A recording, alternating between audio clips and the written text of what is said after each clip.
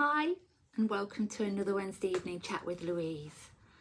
Now, I met a couple of really lovely people this week, and they were both people I would describe as being really empathic. I would think of myself as being an empath, and I think most of the people that you meet in your life that you're attracted to and like being around are of a similar energy field to you. And these were quite young people, and perhaps not as aware of how the energy affects them, and they were really struggling with watching the news and it affecting them, and worrying about things and people that perhaps there was nothing they could actually physically do about them. When you see the headlines on the newspapers, and just generally being affected by the trolls online that we've spoken about, and just disillusioned with the world and how cruel people can be. And it made me think about, how do empathic people cope in this world today? It's a really interesting subject, because if you become to the stage where you're so hardened that you lose yourself, then do you lose everything else that's joyous in life? All the good things, all the times, all the love, excitement, all the things that you enjoy doing, because you're just putting those barriers up and shutting yourself down so you don't have to cope with the horrors of the world. When you listen to things like on the news to do with the children being abused, people being hurt, murders. I mean, my sister, bless her, she's a solicitor and a criminal lawyer, so she has to deal with some horrendous things, and I take my hat off to her, because how she has done it for all the years she has done it, I just couldn't possibly. I struggle with injustice. I struggle watching a television programme.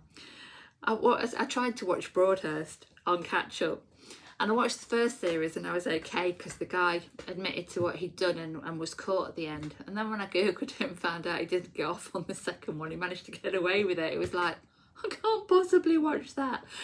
And now, yeah, I would lay awake at night worrying about it. Going back years to the Jamie Bulger case, I remember my friend was a midwife, a trainee midwife at the time, and they had to study that case. And I remember her telling me a few of the horrors about it and how it affected her. And even to this day, I can remember that. And I also think sometimes when you're around people, when you meet them and you just know you don't like them. And equally, I meet people and I know they don't like me. And people will say, oh, you're too sensitive. Of course they're fine. And you're like, you just so know they don't like you. So I was, talking to these two. They were actually a couple. And I was, they were kind of saying, well, what do you do? How do you survive? How do you get back that joy in life and stop this energy invading you, if you like? And I think the easiest thing to do is limit your time on social media. Don't watch the news. Don't look at the newspapers. That has to be the first thing that you can do, because newspapers, sadly, good things don't seem to sell. Headlines are always disasters, and that seems to be what sells newspapers. So that's our fault as a public, as a people. If it was good things that sold papers, couldn't we change that? Isn't that what we should do? I don't know. But then again, just don't go there. Don't go there. I can't even think. I very rarely watch television. I tend to watch catch up, because I can choose then what I want to watch. And I like to read, to be honest with you. I like to disappear into the worlds where things are happy. I like books with happy endings as well. So what makes you happy? That's the other thing is as well, because we're talking about energy here. Empathy is to do with feeling energies and how things affect us. So raising your own energy, your own vibration, is got to be the way forward. So music can be a really good way of doing that. When you're having a day where you feel all this horribleness, for want of a better expression. Put yourself in your little bubble, your little cocoon. What makes you feel safe? What makes you feel nurtured?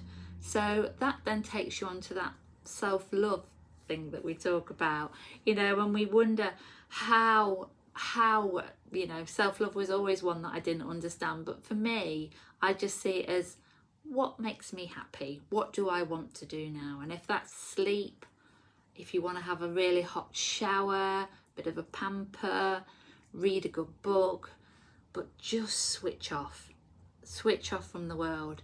Sometimes going for a walk, obviously the beach is my happy place as well. And now I've got my metal detector. I absolutely love getting out with that because that's really mindful. In the old days when I had horses, that was fabulous because you just go for a ride and you forget everything. Now that's not a position I'm in to have a horse anymore. Metal detecting, getting out there, enjoying the countryside, my foraging, all those things that are mindful that help me to focus just on that particular task at that particular time. And if you're in a situation where you can't remove yourself, then sometimes just touching something, you know, feeling the fabric, feeling the softness of it, and actually bringing yourself back into the now, bringing yourself back into here, feeling something that's comforting, and then you can help that negativity. You can get your little energy barrier back up. And I think sometimes that, people sometimes laugh at that, but again, just to sit there and imagine this big beautiful ball of light of energy around you, and even building that barrier up so it's like steel so nobody can get in there, I think it's great. And if that works and makes you feel good, then go for it. And then that's the other thing, I think with age it comes that we don't care what people think anymore. Yeah, if I don't wear the latest clothes, or I don't speak the language that young people speak, or I just, you know, I don't feel I need to fit in anymore. And I'm really hoping that this couple that I was speaking to, you can tell they're getting to that stage in their lives, and at a younger stage than I managed it as well, where inner peace, happiness, following whatever gives them joy is more important than fitting in and worrying about the world and the rest of it.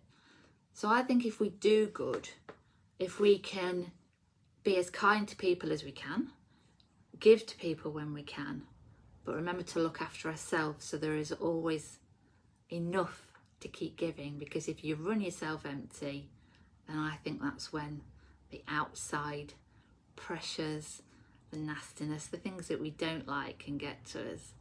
So yeah, look after yourself first. Try and keep that energy high. And don't look at the papers and the newspapers anymore.